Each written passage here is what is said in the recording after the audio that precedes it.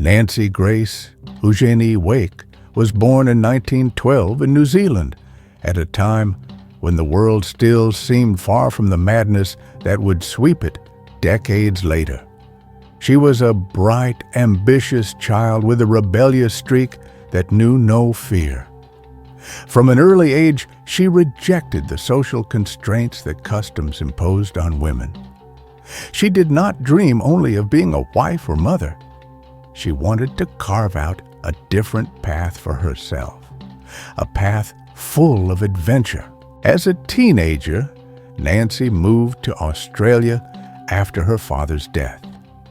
There, in the 1930s, she began a career in journalism at a time when Europe was aflame with political and economic crises. Adventurous by nature, she decided to travel to London, where she worked as a freelance reporter, covering the rising tensions on the old continent.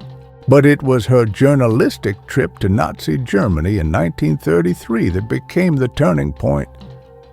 There she witnessed with her own eyes the beatings of Jews, the violence in the streets, and the fear that Hitler had planted in people's hearts.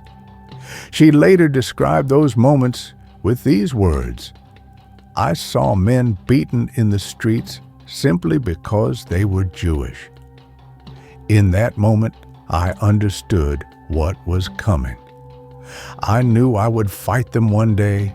By 1939, Nancy had settled in Marseille, France, and married a wealthy French businessman named Henri Fiocca.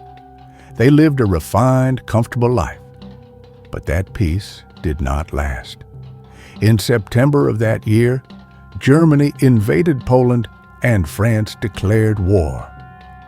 With the German occupation of France in 1940, everything changed. The streets filled with German soldiers and fear seeped into every corner. People whispered in cafes, afraid of being overheard. The Gestapo seemed everywhere. Amid this terror, Nancy felt suffocated. She could not remain a bystander. Her involvement began modestly, helping downed British airmen escape from France across the border into Spain. She used her social connections and elegant appearance as perfect covers for clandestine activity.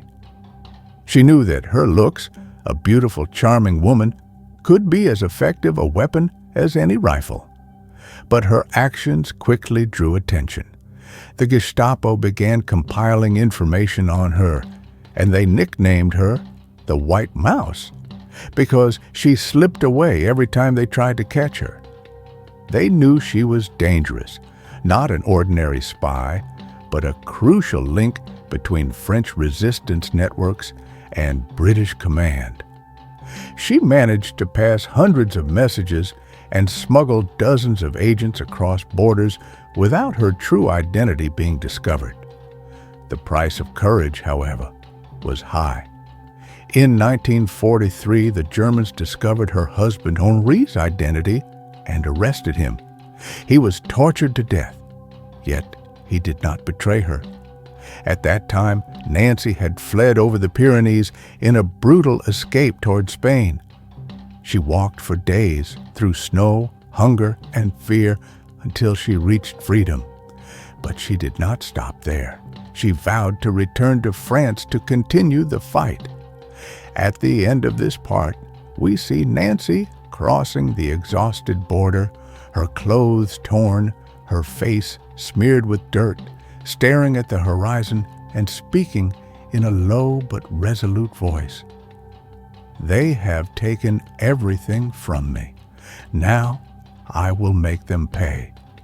This was the beginning of the legend of the White Mouse, the woman who terrified Hitler, who would return to France not as a refugee, but as a fierce fighter within the ranks of the resistance.